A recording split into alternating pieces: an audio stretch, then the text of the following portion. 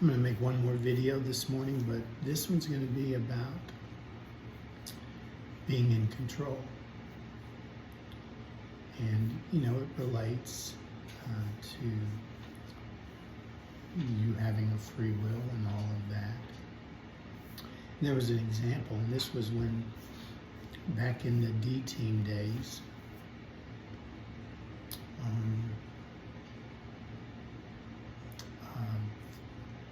not a teenager, a man with a pretty successful business, not a business, but a pretty successful job, pretty high-ranking job in the community. He came, he started coming to the D-Team. And we were talking about free will and all of that. And he and I had a discussion separately. And I said, what is it that makes this so difficult for you? And he said, I don't like the thought of not being in control. And you may have that thought as well, I don't know.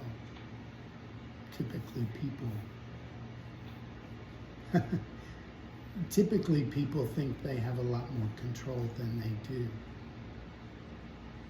But when he said that, my initial reaction was, and I didn't say this to him because this would have been a little harsh, but my initial thought was, so what do you do when you get on an airplane? Do you immediately run up to the cockpit and barge in and say, hey, I don't like not being in control, so I know you've got the expertise in this area, but here's my ticket, go sit in my seat and I'll take over from here. Well, clearly you don't. So clearly you recognize that there are certain instances in your life where you don't need to be in control.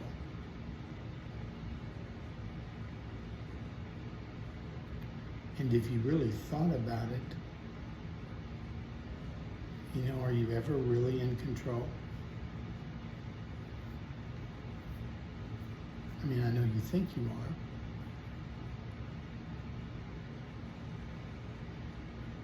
Do you control whether the tornado hits your house or not?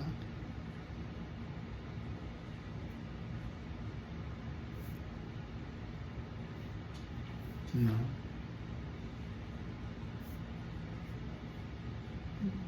I mean, I know that we think we control our health to a certain extent, but we've all seen perfectly healthy people who focused on that and they died long before they should have, for lack of a better term. You're driving down the highway. Yeah, you're in control of whether you're paying attention or not, but you don't have any control over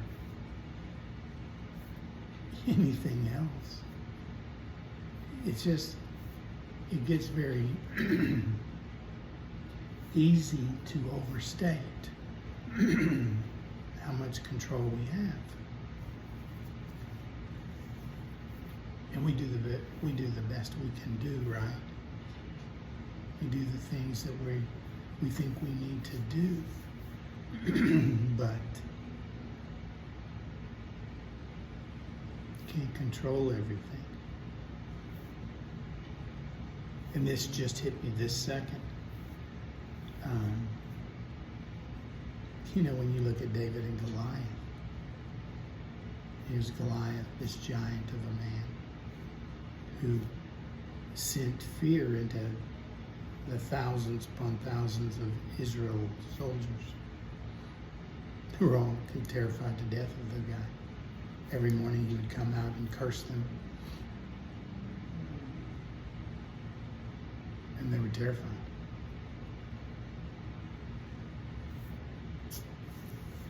And rightly so. This is going to turn into a different kind of deal here.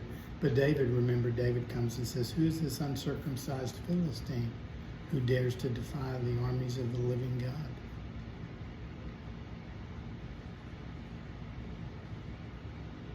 See, all David understood, and this is an important factor, he understood that they had a relationship with the living God. That guy over there didn't. And he said it through the circumcision aspect. That guy's not in any kind of relationship with God. And yet he's defying the armies of the living God. So he wasn't afraid because he understood the relationship. But I was thinking about Goliath being in control. And he's a behemoth of a man. Here comes this young boy.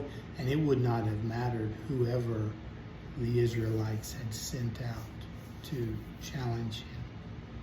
He wouldn't have been afraid at all of any of them. Because of what he had. His size, his strength, his expertise in fighting, etc. He would never have been afraid at all. But he wasn't in control of how good David was with a slingshot. And he certainly wasn't in control of the fact that God can direct that rock, that stone.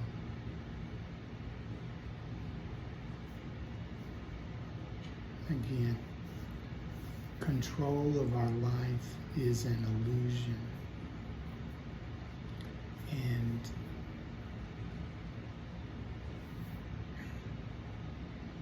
it would be better served if we could just trust God.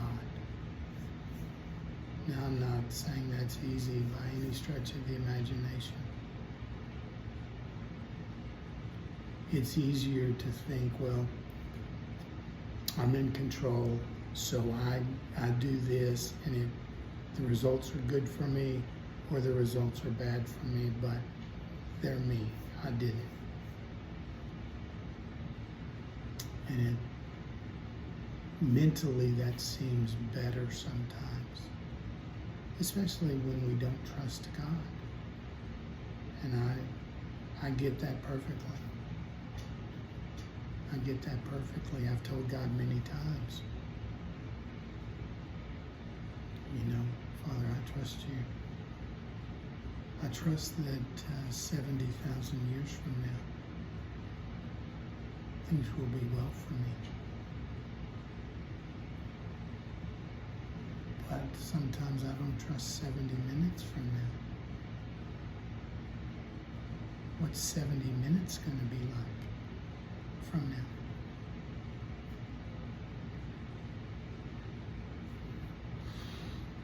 And that's a difficult thing, and I don't like the fact that even after all this time, there are moments that I am there. That's what my daily journals end up with. Well, I'll laugh a little bit, a little side story. If you were to look at my daily journals, there are, I don't know, there may be 1,000 pages of typewritten, maybe more. And a great deal of that is me whining and griping at God because I'm not happy with the current situation. I'm not happy with what has taken place. I'm not happy that it's taken so long, blah, blah, blah, blah, blah. And then there will be 2 or 3 paragraphs or a page that is profound on a level you probably couldn't grasp.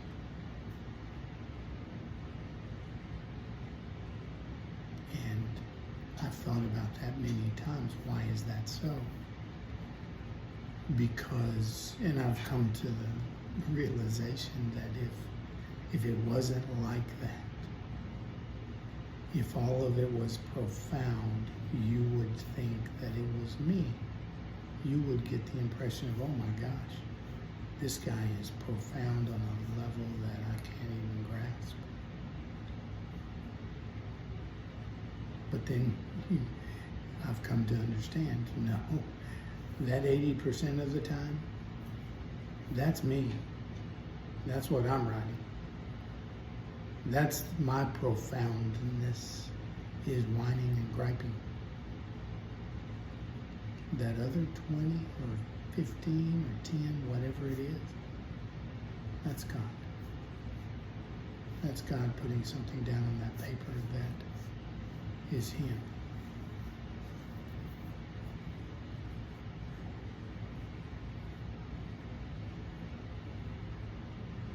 Takes a while.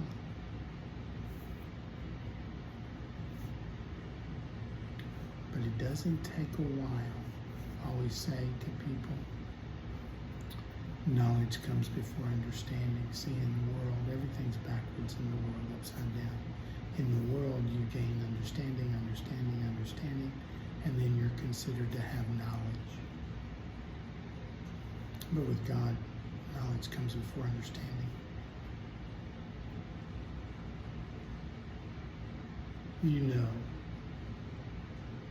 that Jesus Christ, He's special long before you understand anything about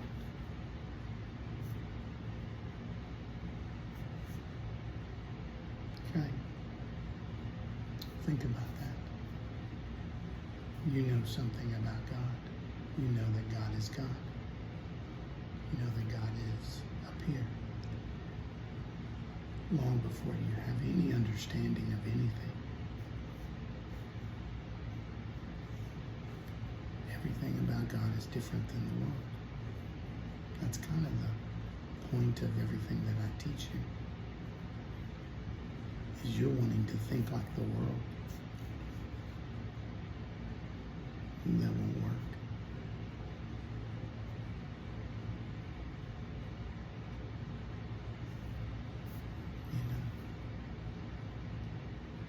You try to do. And I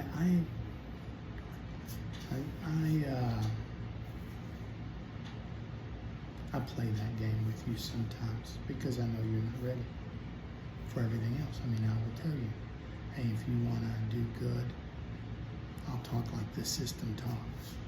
If you want to do good, work hard and do this and do that, do all the right things. Because I know that's where you are. So I talk to you like you are. You'll work hard, you'll do this, you'll do that, and then, but that's not exactly how it is. I'll let you ponder all that. I love you all.